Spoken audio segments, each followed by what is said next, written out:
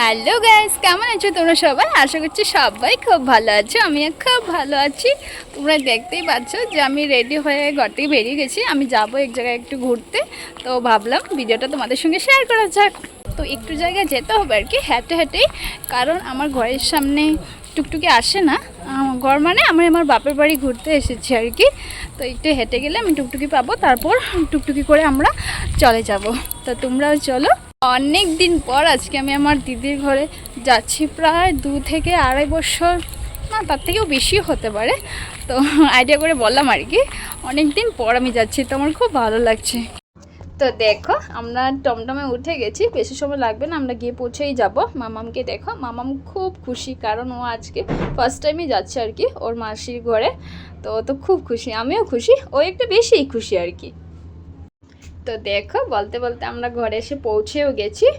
দেখো দিদির ঘরে দিদি ছিল, শুধু কেউ ছিল না, দিদির ছেলে মেয়ে ওর আর কি টিউশন পড়তে গেছে।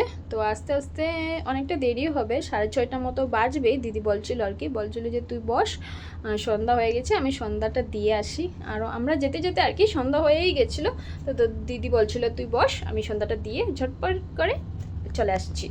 তো আমি বলছিলাম যে চল দেখবো তোর ঠাকুরঘরটাও কেমন।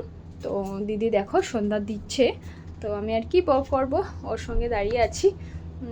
তো দেখো ওর সন্ধ্যা দেওয়াও হয়ে গেল, এখন আমরা চলে যাব ঘরে। দেখো মাসি বোনজি দিদি মিলে কি করছে, ওরা খুব খুশি, মামামও এখানে এসে খুব খুশি সবাইকে পেয়ে। তো বলছে যাবে না, বলছি চলো ঘরে যাব, অনেক রাত্র হয়ে গেছে। ও বলছে যে কি না যাবে না। প্রায় 8:30 বেজে গেছে, আমাদের চা খাওয়া শেষ, গল্প করা শেষ, এখন আমরা চলে যাব। অনেক রাত্র হয়ে গেছে, 8:30 কি 8:30-এর উপরেই হয়ে গেছে, এখন আমরা চলে যাব ঘরে।